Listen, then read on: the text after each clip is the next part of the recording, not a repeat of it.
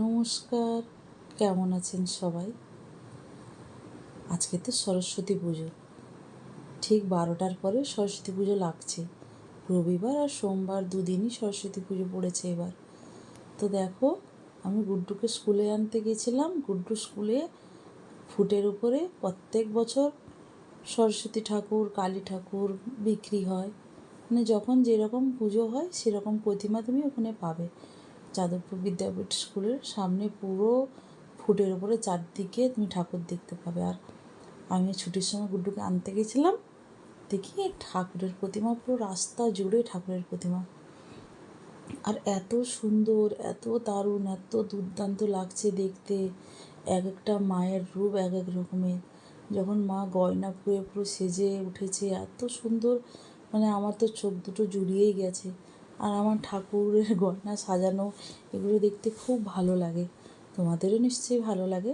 এ দেখো purple colour, আমার তো পার্পেল কালার ফেভারিট। দেখো দুটো মায়ের রূপ পুরো পার্পেল কালার, এখানেও একটা আছে।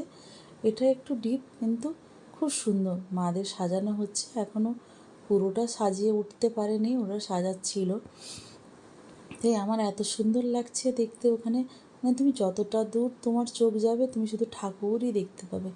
দুদিকে ওরা রাস্তা জুড়ে ঠাকুর, মানে মানুষের আর যাওয়ার কোনো রাস্তা নেই, এত ঠাকুর। আর এত আগে থেকে সবাই ঠাকুর কিনতেও এসছে, সবাই দেখছি সুন্দর সুন্দর ঠাকুর পছন্দ করে নিয়ে যাচ্ছে। কারোর স্কুলে পুজো, কারোর পাড়ায় পুজো। যেখানে পড়াশোনার জায়গা সেখানে তো মা সরস্বতীর আমাদের স্থান। তো আমরাও পুজো করব, রবিবারই পুজো করব ভেবেছি। সোমবার তো একটু স্কুলে যাওয়ার ব্যাপার আছে, জানি না যাব কি না ঠিক নেই। কিন্তু পুজোটা যেহেতু রবিবার পড়েছে, বাড়িতে সবাই থাকবে। সোমবার তো সবার অফিস আছে, কেউ থাকবে না, তাই রবিবার দিন পুজোটা সেরে নেব। বাজারও করা হয়ে গেছে।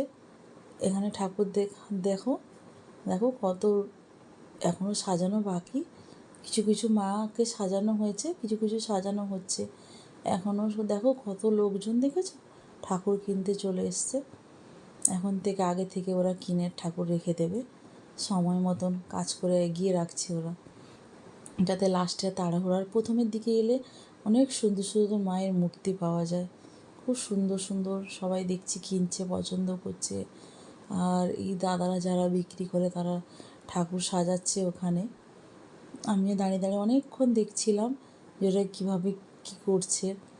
তো দেখছি ওরা কি সুন্দর মাকে গয়না পরাচ্ছে, শাড়ি পরাচ্ছে, যে মা এত সুন্দর রূপে সেজে উঠেছে যে সবাই পছন্দ করে। দেখো সাদাটাকে দেখো, মায়ের সাদা রূপটা এত সুন্দর দুর্দান্ত লাগছিল।